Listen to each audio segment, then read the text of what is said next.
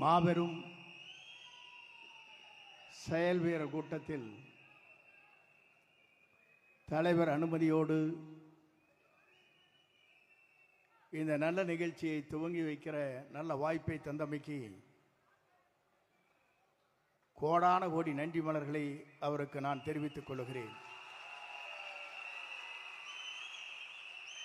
ஒரு அரசியல் வரலாற்றில் 50 ஆண்டு காலத்திற்கு பிறகு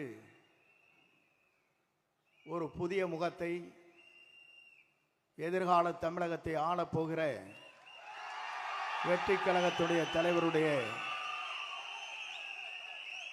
இணைந்து இந்த பணிகளை ஆற்றுகிற நல்ல வாய்ப்பை எனக்கு தந்திருக்கிறார்கள். இங்கே பார்க்கின்ற போது எல்லோரும் கையிலே விசிலை வைத்துக் கொண்டிருக்கிறீர்கள். ஆனால் நாளை காவல்துறை கூட விசிலை வைக்க முடியாத சூழ்நிலை ஏற்படும். அதை போலதான் பேருந்திலே பயணம் செய்கிற போது கண்டக்டர் விசில் அடிக்க மாட்டார்கள் என்ற நிலையும் உருவாகும்.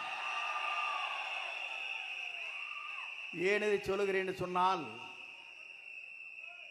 தலைவர் எல்லோரும் நினைத்தார்கள், எல்லோரும் எண்ணினார்கள். அவரை பொறுத்தவரையிலும் திரைப்படத்திலே அவர் ஹீரோ அல்ல, தமிழ்நாட்டின் எதிர்காலத்தினுடைய ஹீரோ என்பதை நாட்டு மக்கள் ஏற்றுக்கொண்டிருக்கிறார்கள். இங்கே கரையொலியை பார்க்கிறேன்.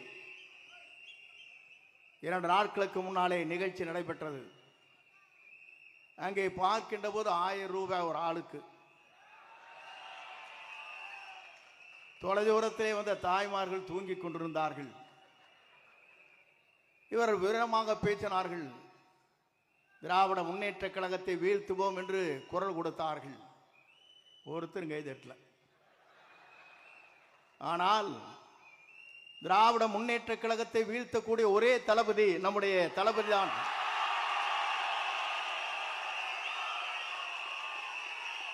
ஏன் இதை சொல்லுகிறேன் என்று சொன்னால், 10 கூட்டணி 8 கூட்டணி இதையெல்லாம் தூள் தூளாக்குற சக்தி யாரிடத்திலே இருக்கிறது என்று சொன்னால், வெற்றி கழகத்துடைய தலைவராக மட்டுமல்ல, எதிர்கால தமிழகத்தை ஆளப்போகிற நம்முடைய தமிழக முதலமைச்சருக்கு தான் அது உண்டு. நான் எதற்காக இதை சொல்லுகிறேன் என்று சொன்னால், பல தலைவர்களை பார்த்துவிட்டு இங்கே வந்திருக்கிறேன். புரட்சி தலைவரை பார்த்தேன். அப்போது நான் நினைத்தேன், சிறு வயது எனக்கு 26 வயதிலே சட்டமன்ற உறுப்பினர். அப்போது உங்களைப் போலதான் நானும் இருந்தேன்.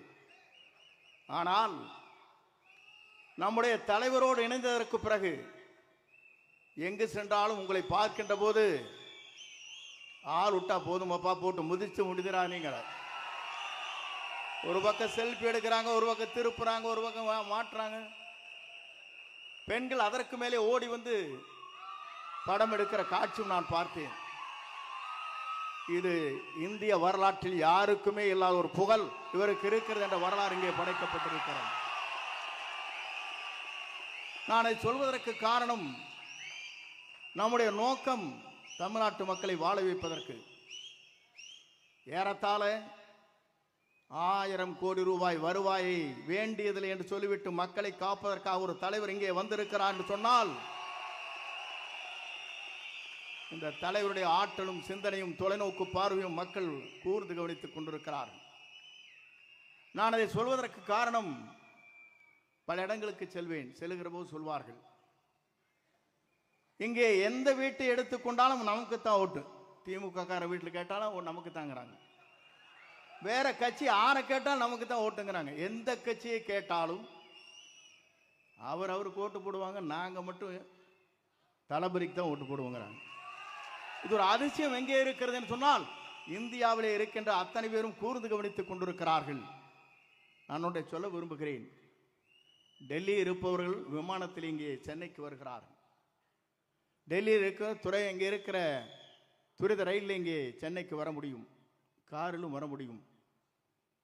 ஆனால் செல்லுகின்ற பாதை எதுவாக இருந்தாலும் சென்னை என்ற இடத்தை நோக்கி மக்கள் வருகிற வரலாறு தமிழ்நாட்டிலே படைக்கப்படுகிற ஒரே தலைவர் நம்முடைய தளபதி என்பதை நான் இந்த நேரத்தை கோடிட்டு காட்ட விரும்புகிறேன். எல்லோரும் சொன்னார்கள்,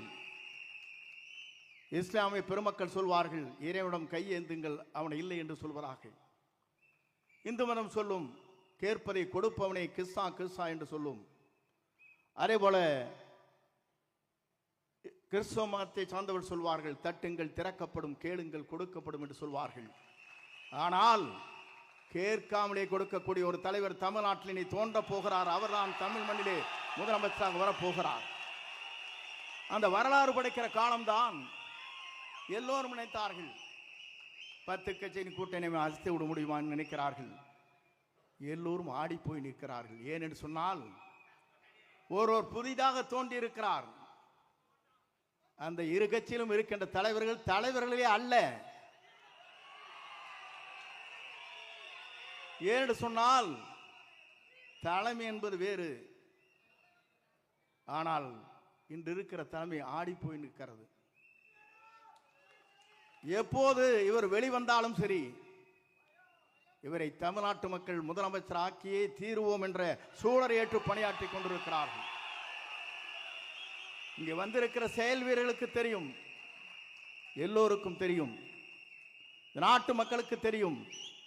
நாளை தமிழகத்தை, நல்லாட்சியை தமிழகத்தில் நடத்தக்கூடிய ஆற்றலும் சிந்தனையும் தொலைநோக்கு பார்வையும் மனிதநேயமுக்கும் ஜாதி மத பேதமற்ற சமுதாயத்தை தமிழகத்திலே உருவாக்கக்கூடிய ஒரே தலைவர் நம்முடைய தளபதி மட்டும்தான் என்ற நிலை உருவாக்கப்பட்டிருக்கிறது. ஆகவே நீங்கள் கவலைப்பட தேவையில்லை. எந்த சக்தியாலும் தமிழ்நாட்டில் இனி நம்மை தடுத்து நிறுத்த முடியாது. அவர் வருவதை எந்த சக்தியாலும் தமிழ்நாட்டின் மண்ணிலே அவர் முதலமைச்சர் ஆவதை எந்த சக்தியாலும் தமிழ்நாட்டிலே நிறுத்தி விட முடியாது. அதைத்தான் நாம் இங்கே காணுகிறோம். நமக்கு கிடைத்திருக்கிறது விசில் சின்னம். நாம் எச்சரிக்கையாக இருக்க வேண்டும். தூங்கிக் கொண்ட இடத்திலே காதிலே சென்று விசிலை அடித்து விடாதீர்கள், மோட்டு போய்விடும். பஸ் ஸ்டாண்டிலே வயதிலே இருக்கின்ற தடுமாறி கொண்டிருக்கிற பெரியவர் இருக்கின்றத்திலே திடீரென்று விசில் அடித்தால் அவர் தடுமாறி போய்விடுவார். ஆகவே நம்முடைய விசிலை பொறுத்தவரை எச்சரிக்கையாக இருக்க வேண்டும். ஏனென்று சொன்னால் நாம் போடுகிற வாக்கிலே தான் நம்முடைய வெற்றி வரலாறு இருக்கிறது என்பதை மறக்காமல் நம் பணிகளை ஆற்றிடல் வேண்டும். இங்கே வந்திருக்கிற நீங்கள் அத்தனை பேரையும் நான் காணுகிறேன். உணர்ச்சி வசமாக இங்கே இருக்கிறீர்கள். 1000 கொடுத்து அங்கே கூட்டுகிறார்கள். 1 ரூபாய் கூட இல்லாமல் இங்கே கூடப்படுகிற கூட்டத்தை பார்க்கிற போது நம்மை வெல்வதற்கு எந்த சக்தியாலும் இனி தமிழகத்திலே இல்லை என்ற வரலாறு படைக்கின்ற காலமாக அந்த காலம் அமையும். இங்கே வருகிறது முதலே இதை துவக்கி வைக்கிற வாய்ப்பினை உருவாக்கி தந்திருக்கிற நம்முடைய தளபதிக்கு மீண்டும் கோடான கோடி நன்றி வளங்களை தெரிவித்து விடைபெறுகிறேன். நன்றி, வணக்கம்.